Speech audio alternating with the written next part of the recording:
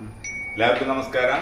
ഇന്ന് നല്ലൊരു ഞായറാഴ്ചയാണ്, നല്ല മഴ ദിവസമാണ്. അപ്പം നമ്മൾ ഉണ്ടാക്കാൻ പോകുന്നത് നല്ലൊരു നാടൻ കോഴിക്കറിയാണ്. ഇത് സാധാരണ ഹിന്ദു കുടുംബങ്ങളിലെല്ലാം ക്ഷേത്രങ്ങളിലെല്ലാം വീട്, കലശം എന്നിവയ്ക്കെല്ലാം ഉണ്ടാക്കുന്ന ഒരു കറിയാണ്.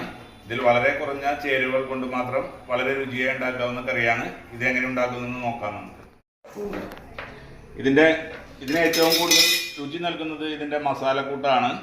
ചെറിയുള്ളിയിൽ മാത്രമാണ് നമ്മൾ ഈ കറി ഉണ്ടാക്കുന്നത്. ഇതിൻ്റെ മസാലക്കൂട്ട് എങ്ങനെ തയ്യാറാക്കുന്നത് നോക്കാം. ആദ്യമായി കുറച്ച് മഞ്ഞൾപ്പൊടി, ഇതിന് നമ്മൾ കൃത്യമായ അളവൊന്നുമില്ല. കുറച്ച് മല്ലിപ്പൊടി ചേർക്കുക.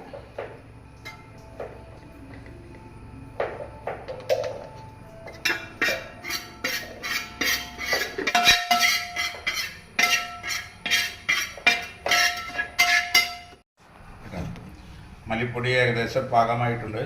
ഇനി നമ്മൾ അടുത്തായി എരിവിന് ആവശ്യമായ മുളക് പൊടി ചേർക്കുക.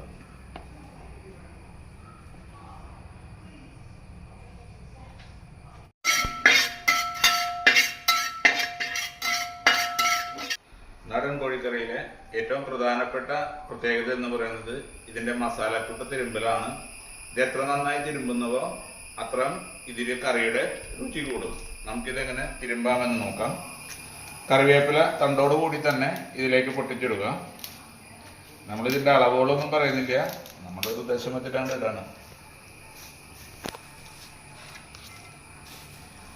അതിനുശേഷം ഇതിലേക്ക് കുറച്ച് പച്ച വെളിച്ചെണ്ണ ഒഴിക്കുക.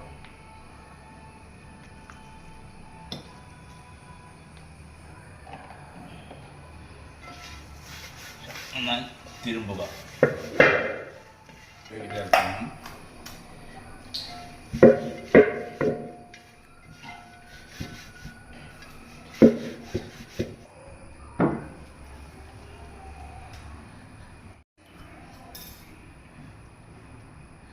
ശേഷം ആവശ്യത്തിന് ഉപ്പ് ചേർക്കുക.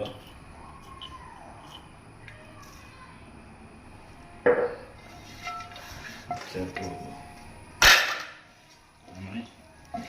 മസാല തിരികെ ഒഴിക്കുക.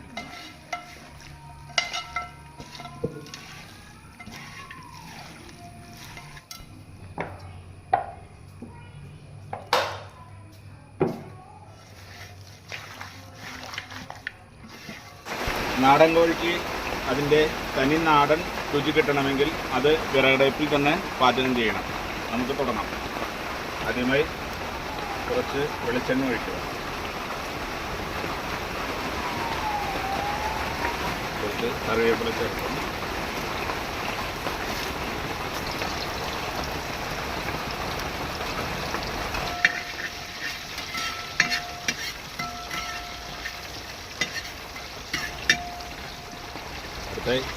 നമ്മൾ ചെറിയുള്ളി ചേർക്കുകയാണ്. ചെറിയുള്ളിയാണ് ശരിക്കും നാടൻ കോഴിക്ക് അതിൻ്റെ രുചി നൽകുന്നത്.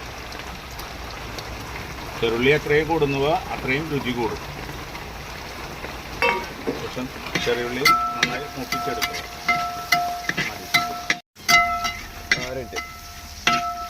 അടുത്തായി ഇതിലൊരു പ്രധാനപ്പെട്ട ചേരുവയാണ് തേങ്ങാക്കൊത്ത്. ആവശ്യത്തിന് ചേർത്ത് കൊടുക്കുക. ഇതിനൊന്നും കൃത്യ അളവൊന്നുമില്ല. തേങ്ങാക്കൊത്തൊക്കെ ഒരു പ്രത്യേക രുചി നൽകുന്ന വിഭവങ്ങളാണ്. മുക്കത്തുണ്ട്. ഇനി നമ്മൾ കോഴി ചേർക്കാൻ പോവുകയാണ്.